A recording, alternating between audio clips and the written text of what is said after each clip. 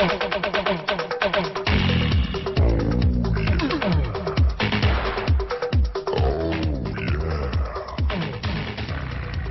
injection is a technique that exploits a security vulnerability occurring in the database layer of an application. This vulnerability arises when poor programming choices are made to save time, such as not requiring user input fields to be validated before interacting with the database. This allows an attacker to inject pieces of SQL code into the field and cause a database to act in an unintended manner. Using such an exploit, a hacker can access data they aren't supposed to see, change it, or destroy it altogether. There are several types of SQL vulnerabilities that can be exploited. The first type deals with incorrectly filtered escape characters. When user input isn't filtered properly, escape characters can be entered into an SQL statement. In programming, the term escape character refers to a single character that invokes an alternative interpretation on subsequent characters in a character sequence. In this case, the escape character in question is the apostrophe. An SQL statement, like the one you see right now, would normally pull up the records for the specified username from the database. If you don't know a valid username, you won't get any relevant records back. Now, this modified query is a little bit different from the last one. Rather than simply guess a username, we can input a random character with an apostrophe alongside the statement t equals t. This will force the database to return a valid username because the statement t equals t is always true. The site in this example is a mock racist forum login from one of the challenges over at hackthisite.org.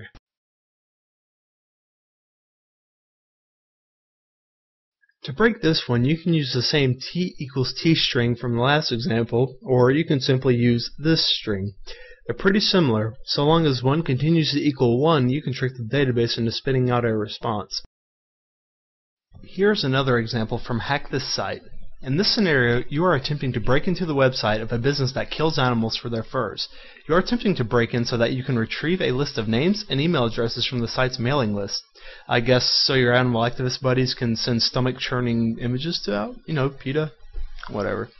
Anyways, clicking on one of the product pages reveals that the page is A, pulled from a PHP file, and B, that it is the first out of a number of categories. To exploit this, a union statement will be used. SQL union statements are used for combining multiple select statements. Now, you're ready to pester those fur-wearing scumbags for great justice. On the subject of escape characters, these seemingly random hyphens and apostrophes are actually anything but. The idea here is to complete a statement with your corrupted copy-pasting. This form of SQL injection occurs when a user-supplied field is not strongly typed or is not checked for type constraints. This could take place when a numeric field is to be used in an SQL statement, but the programmer makes no checks to validate that the user-supplied input is numeric. In this case, quote, a variable, end quote, is clearly intended to be a numeric integer. Without the appropriate type checking in place, the database will read it as a string. This allows an attacker to input full SQL statements. Inputting this statement will delete the table users.